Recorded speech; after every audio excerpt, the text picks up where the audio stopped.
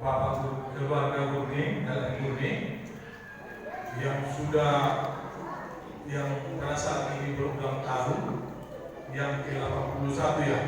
Semoga Tuhan memberikan kesehatan jasmani maupun rohani.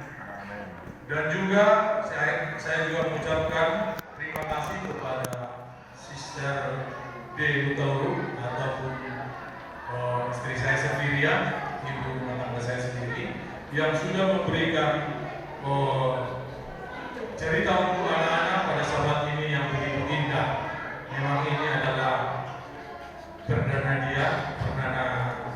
dia untuk membawakan cerita. Jadi sempurnakan aja di dalam hati masing-masingnya. Mungkin harus sering belajar untuk memimpin acara ya.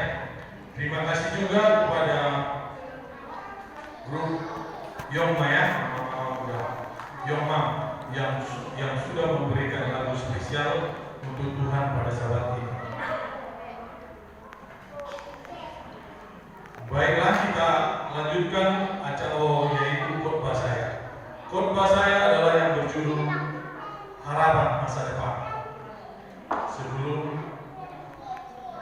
kita saya teruskan acara khotbah saya ini, mari kita berdiri untuk berdoa. Kita sama-sama berdiri, kita berdoa.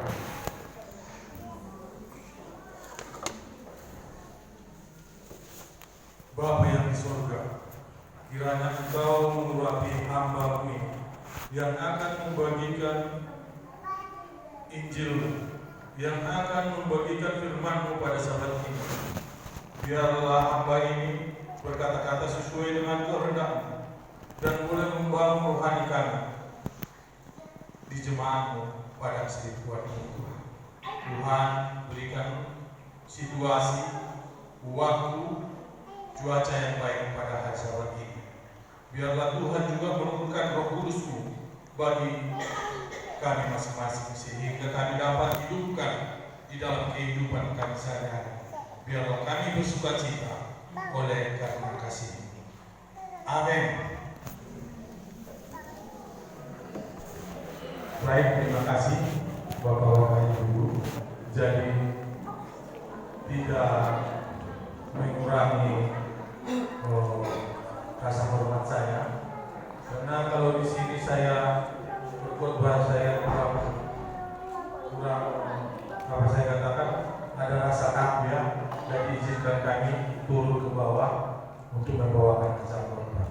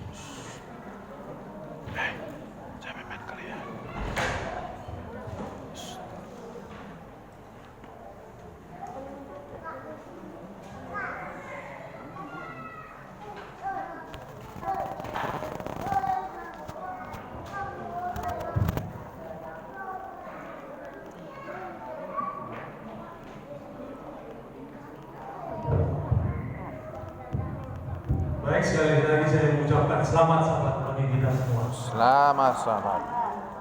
Saya akan membawakan acara khotbah saya ini yang saya sebut sebenarnya ini tidak jauh daripada pelajaran sekolah sahabat.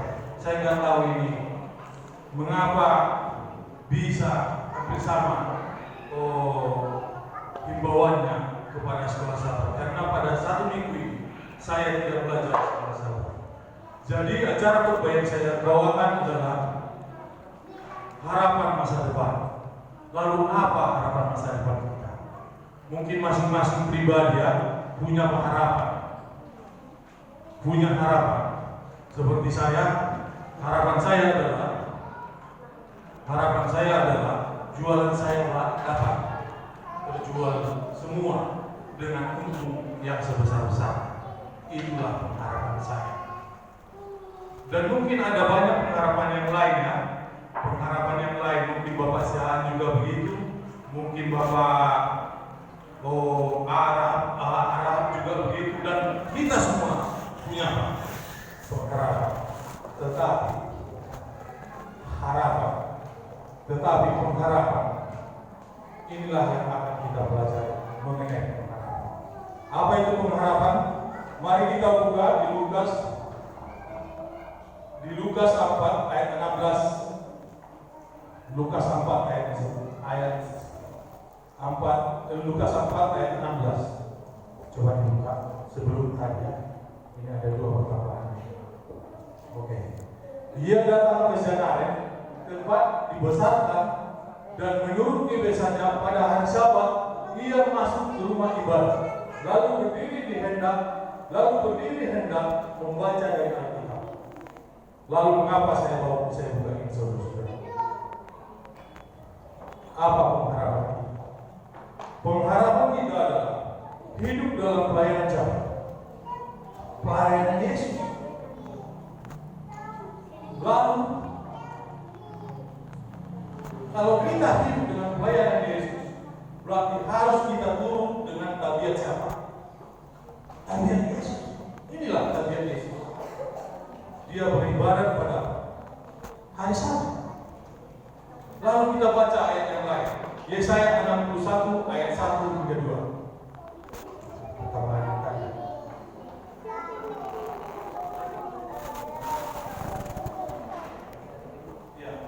Yesaya 61 ayat 1.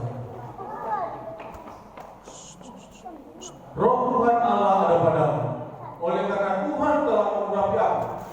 Ia telah mengutus aku untuk menyampaikan kabar baik kepada orang-orang sengsara dan merawat orang-orang yang terbunuh hati, untuk memberitakan pembebasan kepada orang-orang tawanan dan kepada orang-orang yang berkekurangan terlepas dari penjara, untuk memberitakan tahun rahmat Tuhan, dan pada hari pembalasan Allah kita untuk menghibur semua orang.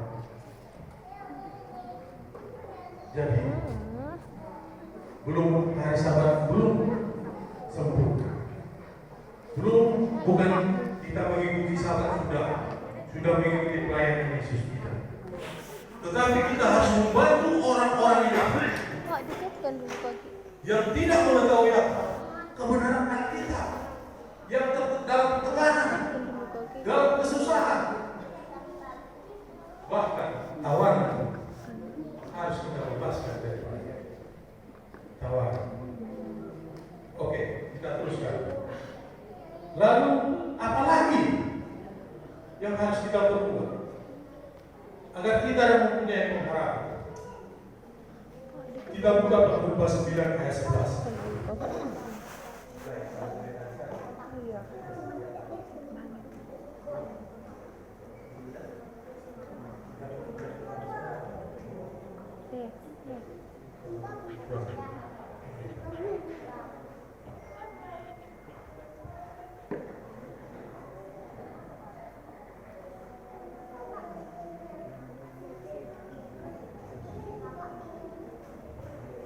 Ya, Roma 5 ayat 1. Sebab itu kita dibenarkan karena iman. Kita hidup dalam damai sejahtera dengan Allah oleh karena Tuhan kita, Yesus Kristus. Tidak ada yang lain. Ya, artinya tidak ada duanya. Kita harus percaya kepada siapa? Kepada Yesus. Kalau kepada Baal, itu iman tak? Tidak. Harus percaya kepada siapa? Kepada Yesus Kristus. Ya. Lalu apalagi? Pengkhotbah 9 ayat 11.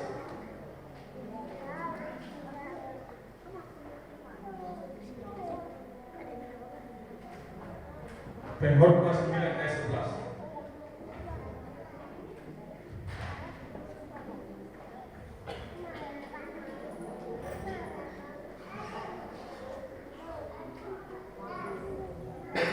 Keluaran 20 ayat 33 tadi. Keluaran 20 ayat 33.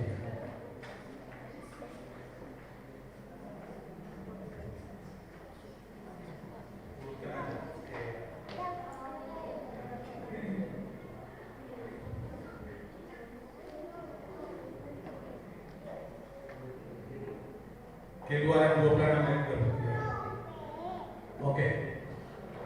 Haruslah tabib itu tergantungkan pada kaitan penyambung tanda itu, dan haruslah kau bawa tabut hukum ke sana, ke belakang tabib itu, sehingga tabib itu menjadi pemisah bagimu antara tempat kudus dengan tempat maha kudus. Apa artinya, saudara-saudara? Jadi pada saat dulu tempat peribadatan bukan gereja, tapi apa? Kemah suci. Jadi bukan gereja. Jadi gambarannya adalah ada ruang tengah untuk peribadatan umum, dan di belakangnya ada tabib suci. Di belakangnya lagi ada apa? Maha suci.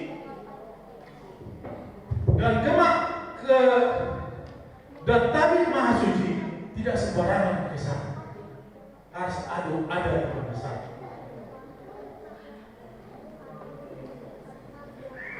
Dan ke ruangan maha suci pun tidak ada yang boleh kecuali apa? Kecuali imam besar. Jadi banyak kita jemaat ini pada saat ini menyangka mempunyai tabiat yang kurang baik oleh karena pemeriksaan ruang tersebut. Mengapa saya katakan demikian? Jemaat katakan, bagaimana saya mengikut Yesus sementara penyambung saya ke Maha Suci tetapi suci tidak ada? Bagaimana saya mengikut Yesus sementara apa yang harus berbuat? Perbuatan baik apa yang saya berbuat biar sampai kepada siapa? Kepada Allah.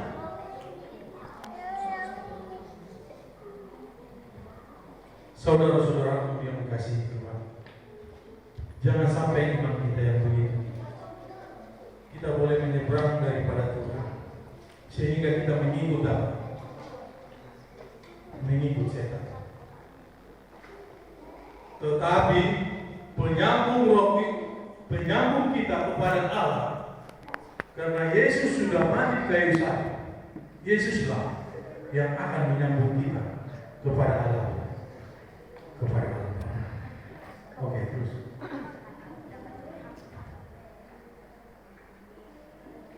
Pengharapan itu adalah saung yang kuat dan aman bagi jiwa. Jiwa kita yang telah dilumpuhkan sampai ke belakang kami.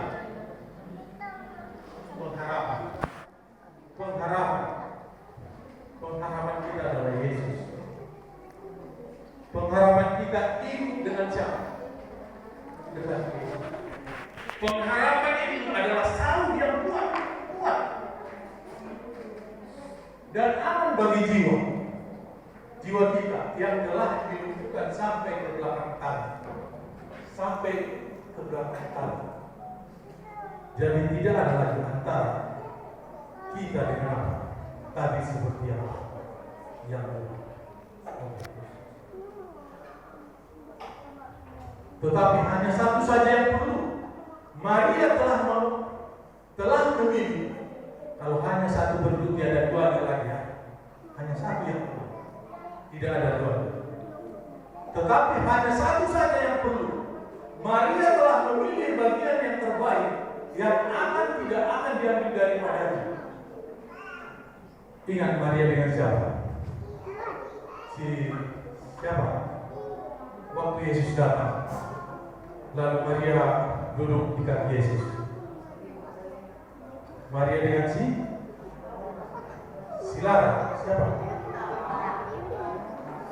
Si Marta sibuk di dapur. Sementara Maria duduk di dekat siapa? Dekat Yesus. Ini Maria. Tetapi hanya satu saja yang perlu. Maria telah memilih bagian yang terbaik. Bukan saya yang katakan, tetapi Alkitab yang katakan. Oke, terus. Dan apabila aku telah pergi ke situ dan telah menyediakan tempat bagimu, aku akan datang kembali dan membawa kamu ke tempatku, supaya di tempat di mana aku berada, kau pun berada, dan kemana aku pergi, kamu tahu jalan ke situ. Jadi sikap yang mana kita ambil? Kalau kita datang kita ke gereja harus yang sudah diberkati. Masuk kita ke gereja harus juga diberkati. Keluar kita dari gereja harus juga diberkati. Kemarin saya pergi ke Mosa. Ada di sana perkaranya kebiasaan orang Kristen di sana. Pulang gereja singgah ke pakter. Pulang gereja, habis ke gereja mabuk-mabukan karaokean.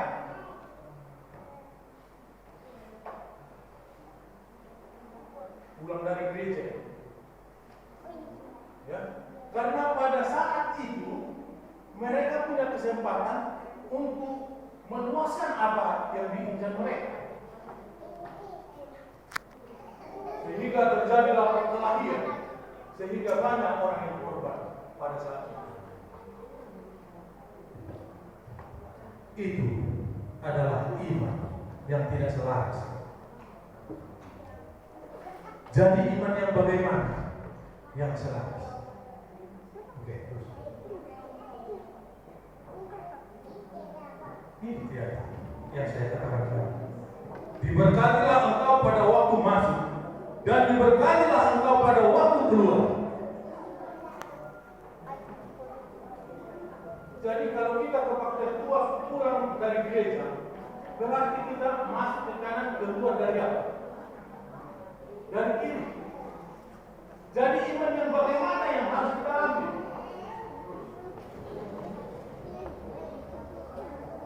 Tuhan akan mengangkat engkau menjadi kepala dan bukan menjadi ekor. Kita camkan itu ya. Tuhan akan mengangkat engkau menjadi kepala dan bukan menjadi ekor. Engkau akan tetap naik dan bukan turun. Apabila engkau mendengarkan perintah Tuhan Allahmu yang kau sampaikan pada hari ini, kaulah ini pada hari ini kau lakukan dengan setia. Setia ya, setia enggak?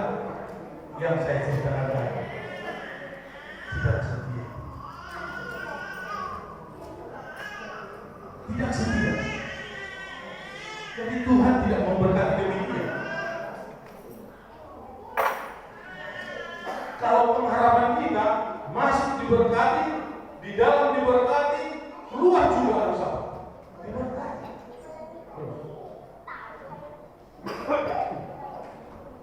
Maka tiba hari raya roti, tidak berarti itu hari di mana orang harus menyembelih domba Paskah. Lalu Yesus menunjuk Petrus dan Yohanes katanya, pergilah persiapkanlah perjamuan Paskah bagi kita, supaya kita makan. Kata mereka padanya, di manakah engkau kehendaki kamu persiapkannya? Jawabnya, apabila kamu masuk ke dalam kota, kamu akan bertemu dengan seorang yang membawa kendi berisi air. Ikutilah dia ke dalam rumah yang dimasukinya dan katakanlah kepada tuan rumahnya. Guru bertanya kepadamu, di manakah ruangan tempat aku bersama-sama dengan murid-murid dan akan makan Paskah? Lalu orang itu akan menunjukkan kepada sebuah ruangan atas yang besar yang sudah lengkap. Disitulah kamu harus mempersiapkan. Maka berangkatlah mereka dan mereka mendapat semua seperti yang dikatakan Yesus kepada mereka. Lalu mereka mempersiapkan Paskah. Kadang-kadang apa yang dikatakan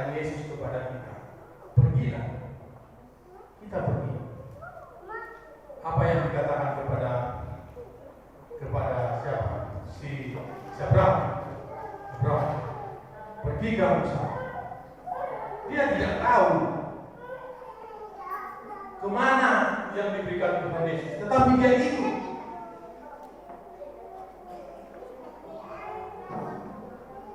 Murid Yesus juga begitu. Apa yang dikatakan Yesus mereka turuti.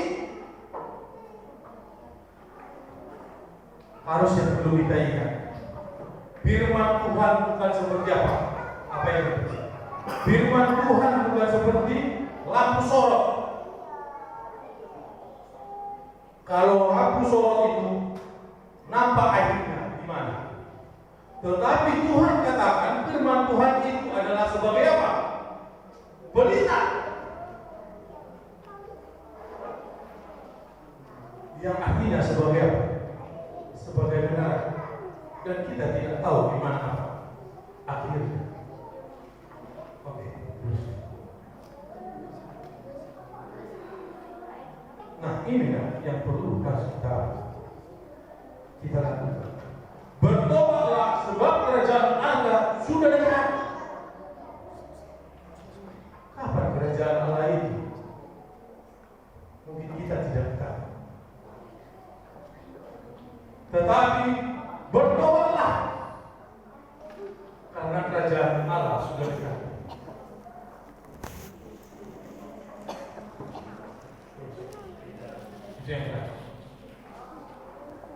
Terima kasih. Jadi kadang-kadang kita merasa kalau sudah ikut dengan gereja masih kita sudah benar. Kadang-kadang kita sudah menjadi pemimpin gereja, kita sudah merasakan apa? Bangga.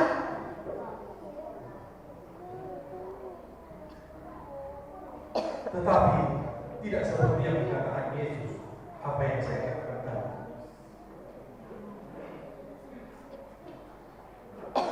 Kebanggaan bagi Yesus ikut dalam firman-Nya, turun dalam apa? Peraturannya. Pertanyaan, apakah ada mati oleh karena mengikut firman? Bukan hanya digosip, digoreng juga ada, dilempari juga ada.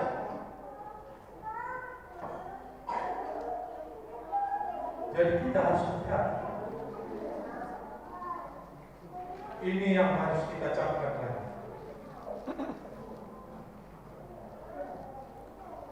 Yang mendapat keselamatan bukan orang yang pintar, bukan orang yang banyak talenta, dan bukan juga orang yang bijaksana, tetapi yang diselamatkan Tuhan. Orang-orang yang mempersiapkan dirinya untuk ikut dengan Yesus. Semoga Tuhan